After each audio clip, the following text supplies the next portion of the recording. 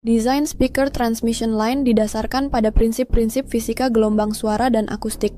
Gelombang suara dihasilkan oleh getaran driver speaker dan merambat melalui udara dalam bentuk tekanan. Kecepatan suara di udara sekitar 343 meter per detik pada suhu ruangan, dengan rentang frekuensi dari 20 Hz, bass, hingga 20.000 Hz, treble. Dalam desain transmission line, enclosure dirancang untuk mengontrol gelombang suara yang dipancarkan dari belakang driver. Gelombang ini diarahkan melalui labirin akustik yang panjang, yang berfungsi sebagai waveguide frekuensi rendah atau bass.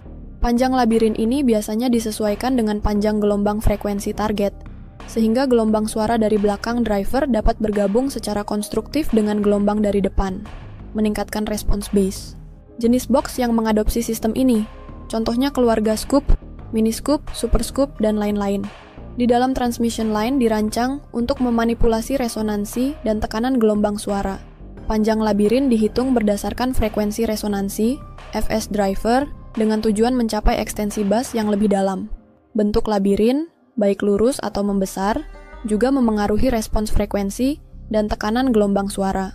Ketika gelombang suara merambat melalui labirin, energi frekuensi tinggi diserap oleh material damping, peredam. Sementara frekuensi rendah ditransmisikan keluar melalui port.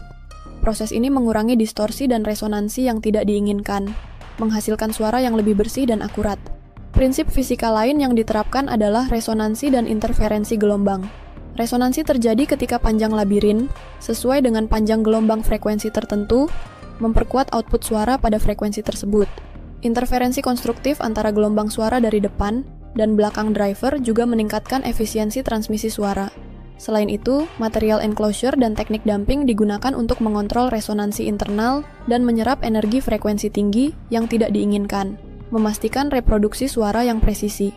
Dengan memanfaatkan prinsip-prinsip fisika ini, desain transmission line mampu menghasilkan bass yang dalam, distorsi rendah, dan respons frekuensi yang datar, menjadikannya salah satu pendekatan paling efektif dalam rekayasa audio.